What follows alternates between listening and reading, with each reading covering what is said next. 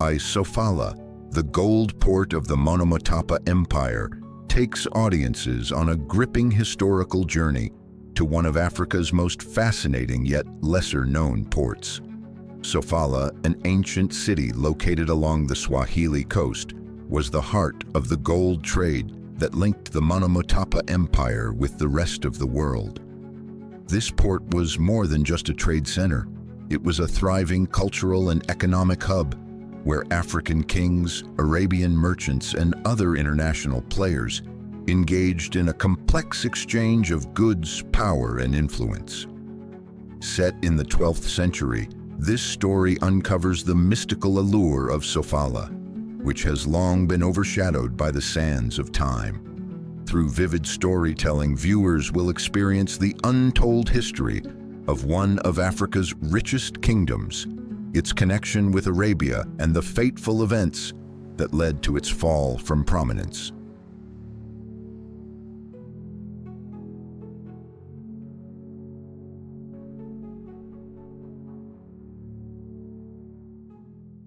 The night was thick with the scent of saltwater and distant whispers of trade winds.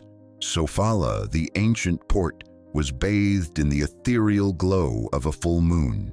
The waters of the Indian Ocean, shimmering beneath the pale light, lapped against the wooden hulls of merchant ships lined up on the docks. Tonight, like every night, a secret exchange would occur, one that had kept the Monomotapa Empire flourishing for centuries. To the outside world, Sofala was a myth, a place only spoken of in hushed tones by those who had been there. But to the African kings and Arabian merchants, it was a gateway to untold riches, a gateway to gold. The port, nestled along the Swahili coast, had long been a center of wealth and influence. Trade caravans from the heart of Africa brought precious gold, ivory, and exotic goods, while foreign traders, Arabs from Oman, Persians, and even Indian sailors, converged on this magical place to barter their wares. Gold, the lifeblood of this thriving network, was passed hand in hand beneath the moonlit sky. It was not merely a transaction, it was the lifeblood of empires. A lone figure walked along the bustling dock, the rhythm of his steps matching the pulse of Sofala. He was no ordinary merchant, but one of the many key players who understood the intricacies of these nightly exchanges. His cargo was coveted, gold dust so fine it could be mistaken for sand, and ivory carved with intricate designs to enchant the buyers.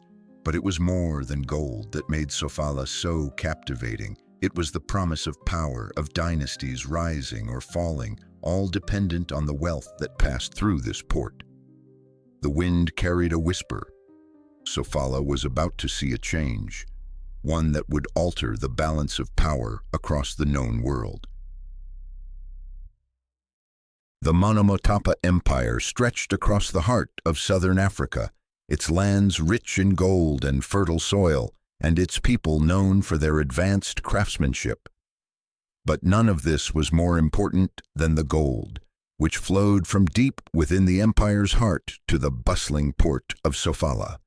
This was no ordinary gold. This was the currency that fueled kingdoms, bridged cultures, and tied Africa to the broader world in ways that few could comprehend. King Nyamazana, ruler of the Monomotapa, stood on the steps of his grand palace, his gaze piercing through the curtain of night. The stars above seemed to pulse with the same rhythm as his empire's heartbeat.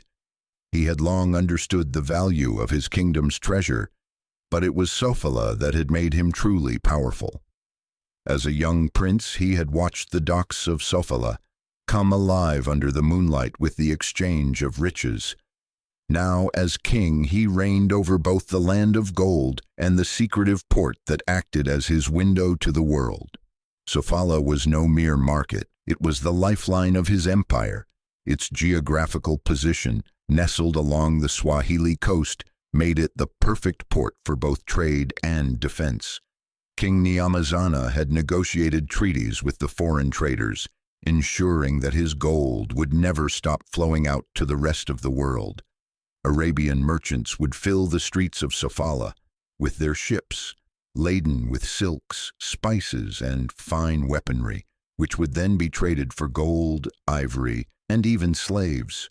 At night, when the wind carried the scent of exotic goods across the water, the exchange was not just about wealth, it was about power. Each piece of gold that left the Monomotapa Empire furthered the kingdom's reach, buying the loyalty of distant tribes and forging relationships with far-flung kingdoms.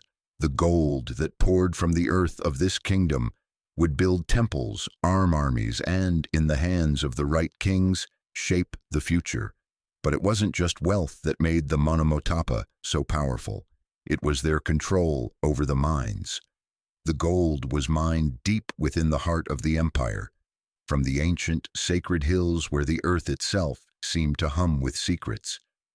Only the king's closest allies and most trusted workers had access to these precious mines, and they guarded their location as fiercely as any royal treasure.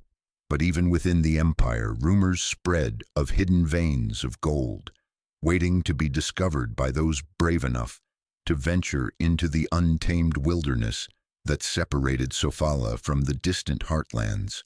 The empire's wealth had drawn many to Sofala, but only those with the proper knowledge and connections could truly understand its significance.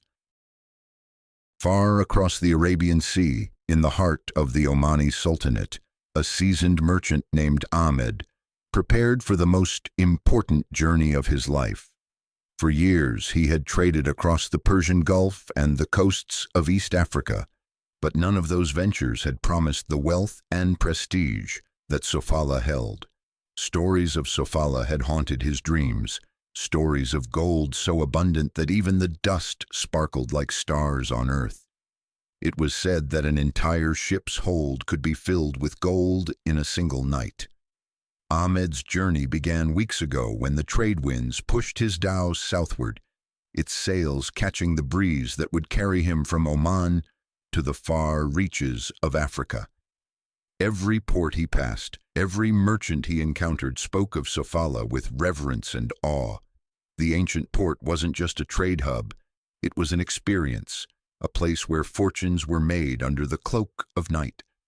As his ship crept closer to the coast of Sofala, Ahmed felt both excitement and trepidation. The sea was calm, but the journey had been perilous, filled with unpredictable storms and the constant threat of pirates who roamed the trade routes. Yet Sofala's promise of unimaginable wealth made the risk worthwhile. In exchange for his silks, spices, and fine glassware, he would return with gold that would make him a legend among traders. On the night his ship finally arrived at Sofala's bustling dock, the moon hung low in the sky, casting a soft glow across the water. The sight of the port took Ahmed's breath away. The place was alive with energy, the sounds of merchants shouting their wares, mixing with the rhythmic crash of the waves against the wooden piers. There was something ancient and mysterious about the place, an air of secrecy that hung like a veil over the bustling marketplace. The exchange was held only at night, hidden from the prying eyes of outsiders, and this ritual was one of the most significant aspects of Sofala's allure. The African kings and the Arabian merchants had learned long ago that the moonlight cast an air of equality over the proceedings, where no one man or woman could hold sway over the others. It was under these sacred moonlit skies that deals were struck and fortunes were made. Ahmed, his heart pounding with anticipation, disembarked. As he stepped onto Sofala's ancient soil, the sound of drums reverberated through the night air, signaling the beginning of the trade. His eyes were wide with the sight of gold, glittering in the hands of traders who huddled around dimly lit stalls, bartering as though the very earth itself had given up its wealth. As the negotiations began, Ahmed realized that he wasn't just buying gold. He was buying into a world of alliances, favors, and intrigue. Each piece of gold was more than just currency. It was a ticket into the inner circle of Sofala's elite. This was a place where wealth and power intertwined, where the exchange of gold could determine the fates of entire empires. Ahmed smiled, knowing that with every ounce of gold he secured, he would return to Oman a changed man. The moonlight bathed Sofala in an almost otherworldly glow. As the trading began, the entire port transformed into a realm of mystery and opulence. The once bustling docks, filled with men unloading exotic goods from the ships, now became quieter, more focused, as the secret exchanges of gold took center stage. The air was thick with the scent of spices and incense, mingling with the salty breeze of the Indian Ocean. King Nyamazana, now dressed in the finest robes of gold thread, watched from the shadows of his palace. His advisors were gathered around him, silent, for they knew that the night's trade would determine the future of the Monomotapa Empire. The king's gaze lingered on the docks, where the moonlight illuminated the intricate dance of trade, Arabian merchants exchanging silks and spices for gold, the unmistakable sparkle of precious metal glittering under the night's sky. The night of exchange wasn't just about goods, it was about power. For in every item traded, there were alliances formed, promises made, and sometimes even threats disguised as generosity. It was a delicate balance. The African kings, including Nyamazana, held the monopoly on gold, and this gave them immense leverage over the Arabian merchants. But these merchants were no mere traders. They were powerful figures, men who had navigated treacherous waters and fought wars to gain their wealth. And with wealth came influence. Ahmed, his cargo of silk, spices, and porcelain ready for exchange, approached the docks with caution. This was no ordinary market. He could sense the tension in the air, an unspoken understanding that the stakes were higher than they appeared. The traders from Oman, Persia, and India, who were usually so eager to negotiate, now exchanged glances with one another, their lips tight.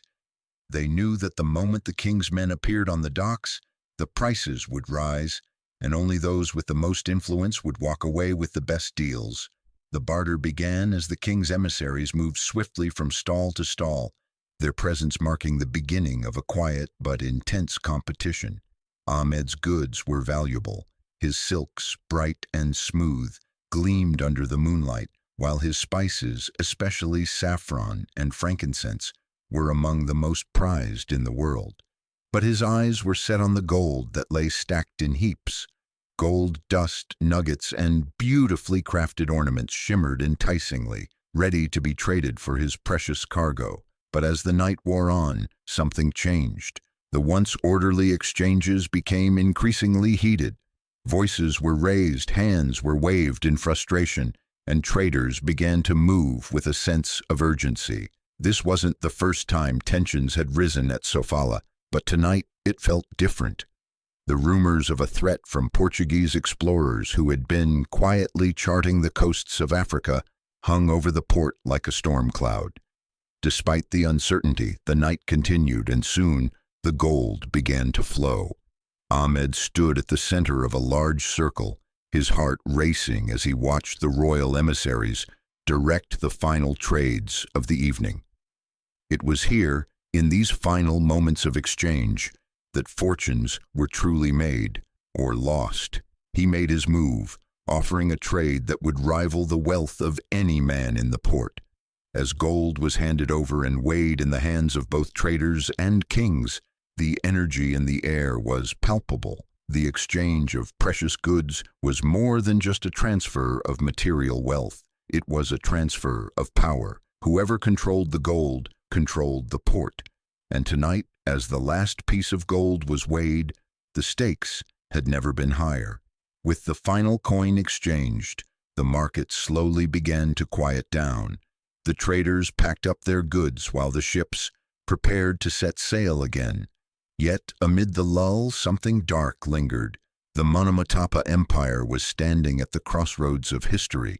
The gold that had flowed so freely through Sofala had the potential to shape not just the empire's future, but the entire balance of power in the region. King Nyamazana stood at the balcony of his palace, watching the port below. In his eyes, a flicker of concern. The gold was flowing, yes, but so were other forces, and the coming tides would soon test his empire's strength in ways he could not yet foresee. King Nyamazana had always prided himself on his ability to see the future. As he stood before his royal advisors, the weight of the decisions ahead pressed down on him. The gold that flowed from his empire had made him one of the wealthiest rulers in Africa, but it had also attracted unwanted attention.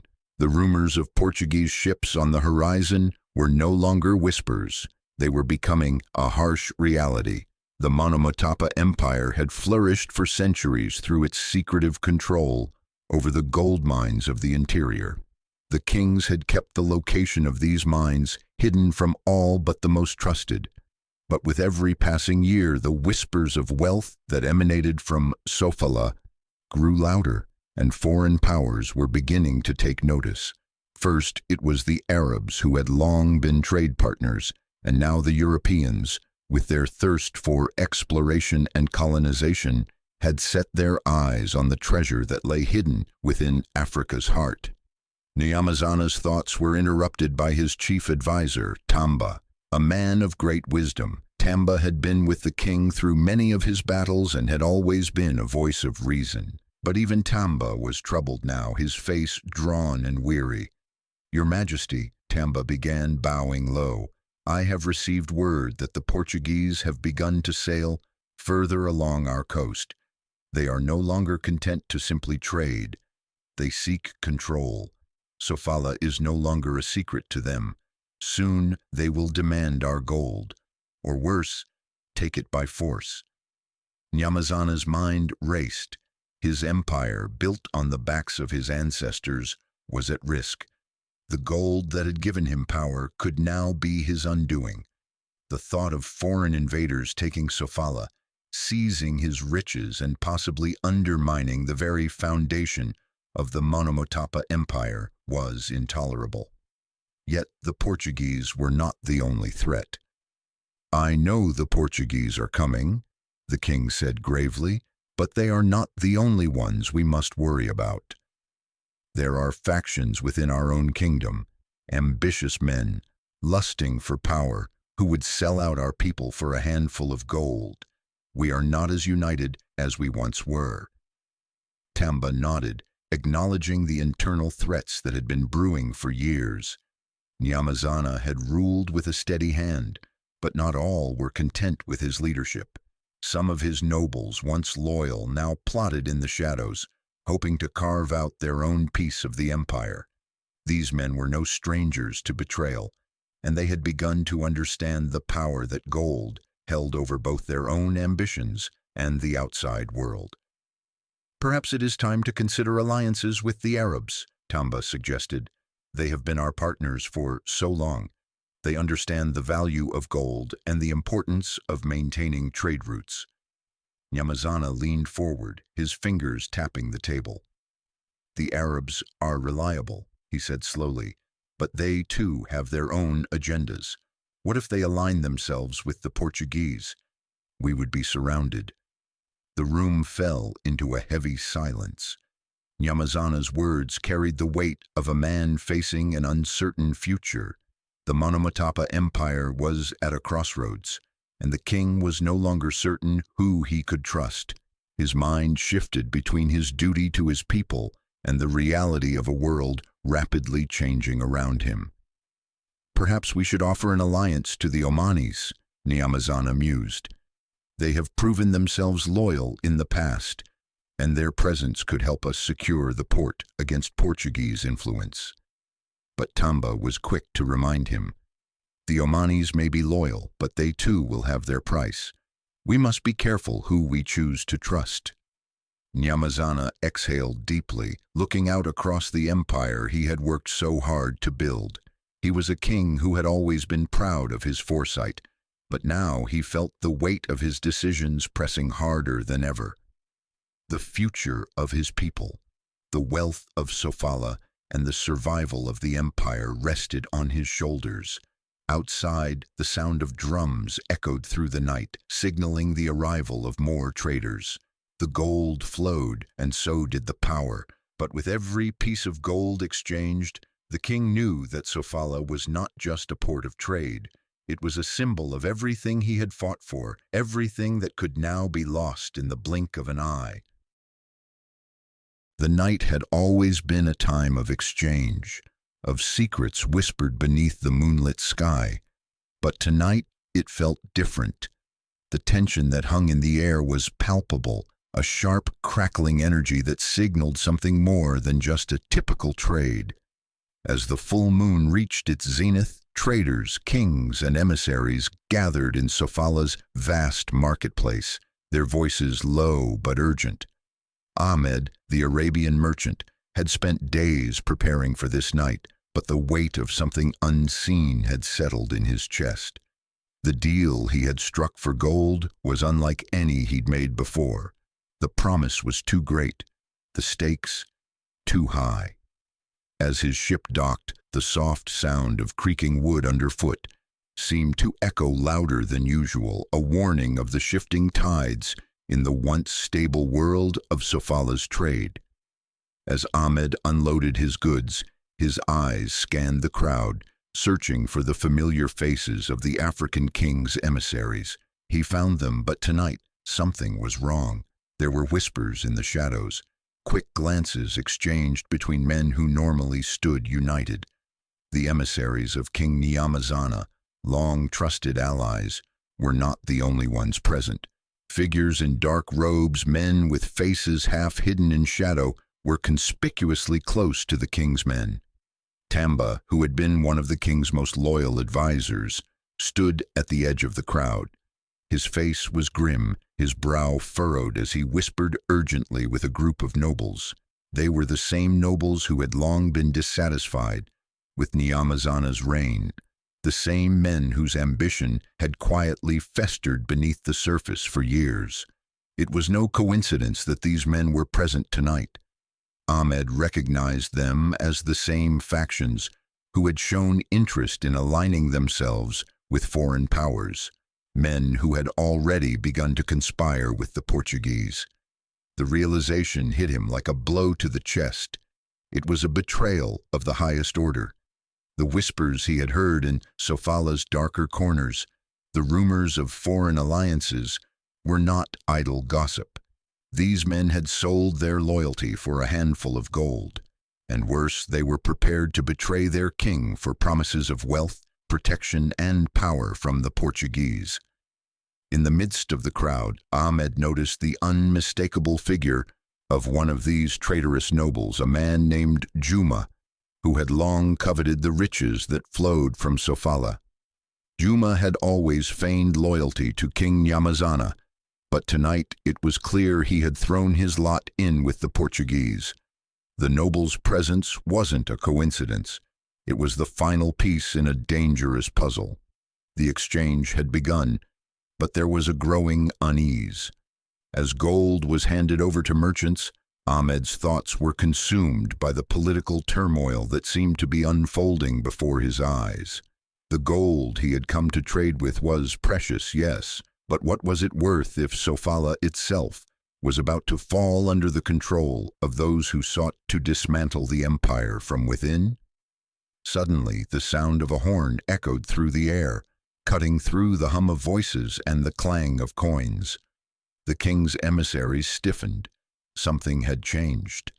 The horn's call was not one of celebration, but of warning. There had been a shift in the night, and it was not for the better. Tamba emerged from the shadows, his face pale. He approached Nyamazana's emissaries, his voice low and urgent. "The Portuguese are coming," he said, his eyes darting toward Juma and the conspirators. "We have little time." The king's emissary, a tall, regal man named Kofi, clenched his jaw. "What do you mean, Tamba? We've made preparations. Our alliances—" "No, Kofi," Tamba interrupted, his voice trembling slightly.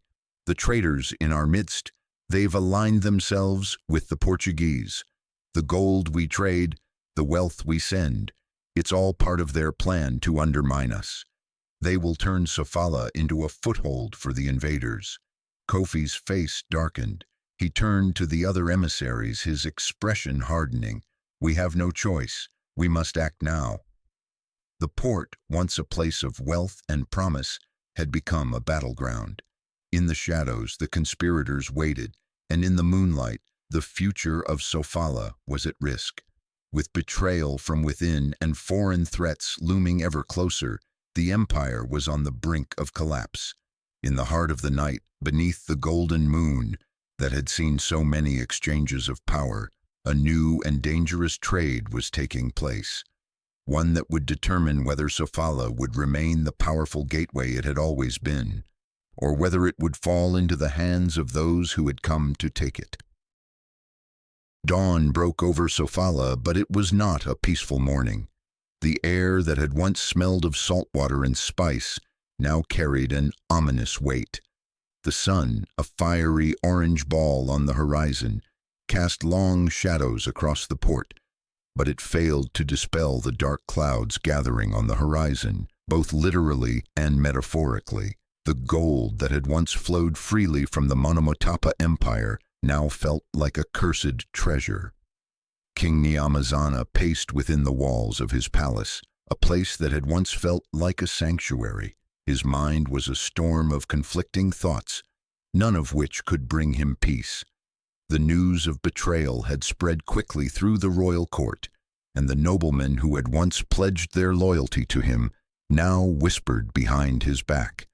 The prospect of Portuguese domination had grown too real, too close.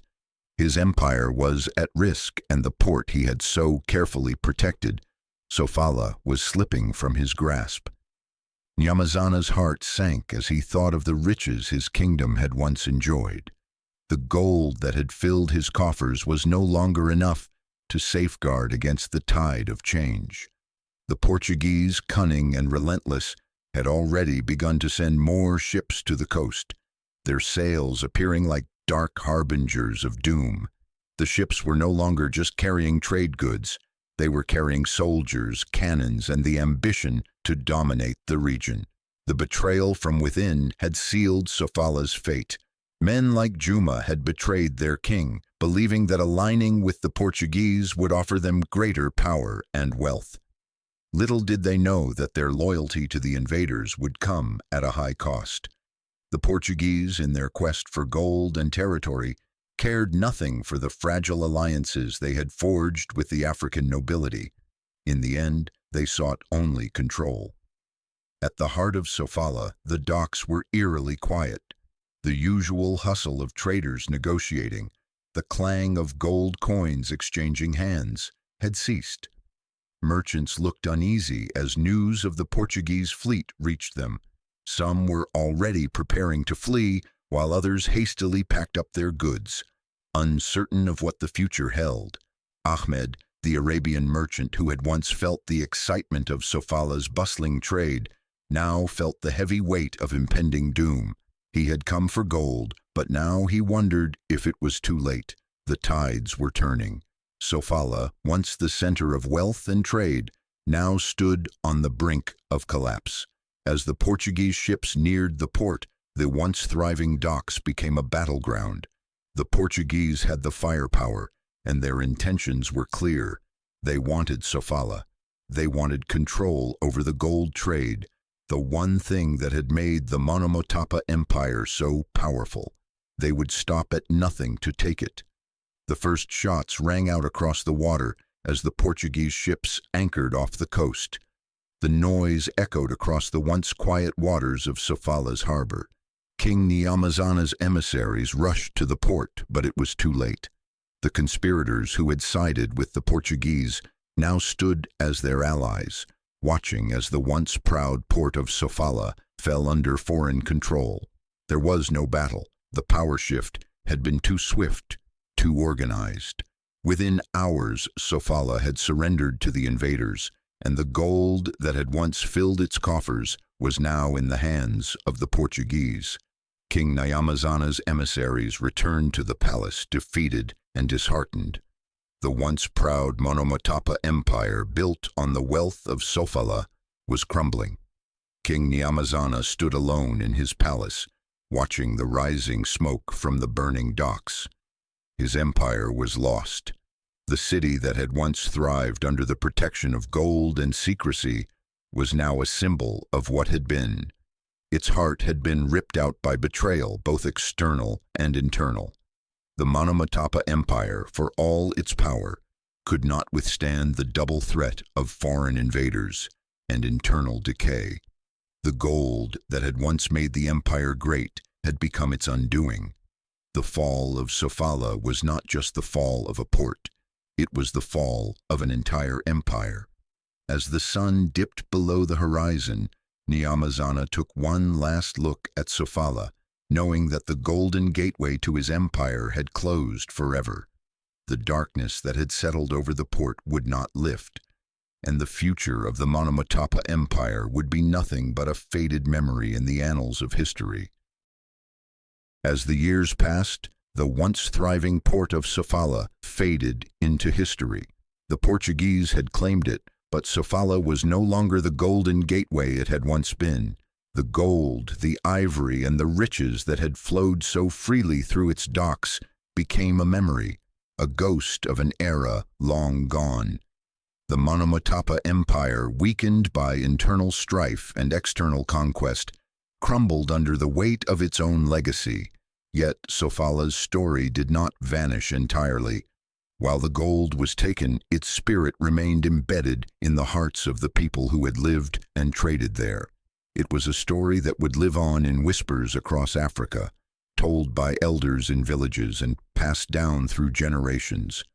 For those who had witnessed the glory of Sofala, it remained a symbol of what had been, a testament to the power of trade, alliances, and ambition. The fall of Sofala marked the end of an era of African kingdoms whose wealth rivaled that of any European empire. But the ripples of Sofala's influence were felt far beyond the shores of Africa. The Portuguese, in their pursuit of gold, had opened the door to further European colonization. Sofala's riches had attracted the attention of the world, and it had led to an age of exploration and exploitation, one that would leave a permanent mark on the African continent. Even as the Portuguese solidified their control over the coast, the memory of Sofala lingered. Traders from the Arabian Peninsula, Persia, and India would continue to pass through the East African coastline, though no longer in the same numbers or with the same sense of mystery. Sofala's legacy was not just in the gold it had once provided. It was in the connections it had forged, the cultures it had united, and the trade routes it had established. These networks would endure, albeit altered by the arrival of foreign powers. King Nyamazana's descendants, though scattered and diminished in power, still remembered the greatness of their ancestors. The royal family, though no longer rulers of the vast empire, clung to the stories of Sofala, recounting tales of the prosperity it had brought. They spoke of the gold mines, the vibrant markets, and the unyielding strength of the Monomotapa people. For centuries, historians and explorers would seek to uncover the true location of Sofala's golden riches, imagining it as a lost city, a place of legend. Its exact location became a subject of myth, a place that existed in the minds of those who longed for the treasure it had once held. To many, Sofala became more than just a port. It became a symbol of Africa's forgotten wealth, a reminder of what had been lost when the tides of history shifted. Sofala's legacy also lived on in the form of its cultural impact. The Swahili coast, where Sofala had thrived, continued to be a melting pot of African, Arab, and Persian influences. The art, architecture, and language that arose from these exchanges would shape the region for centuries. Sofala's port, with its bustling markets and diverse peoples, had laid the foundation for a unique cultural fusion that would endure through time, even as the gold and power shifted elsewhere. And so, as the sun set on the once great port, the story of Sofala became not just a tale of loss, but of resilience. Its legacy, though marked by tragedy and betrayal, lived on in the memories of those who had witnessed its glory. It remained a testament to the power of trade, the fragility of empires, and the enduring strength of a people who had once shaped the course of history. Sofala, the Golden Gateway, would never be forgotten. Its story would continue to be told, echoing through the generations as a reminder of Africa's complex history, its rise and fall, and the golden age that had once shone so brightly under the African moon.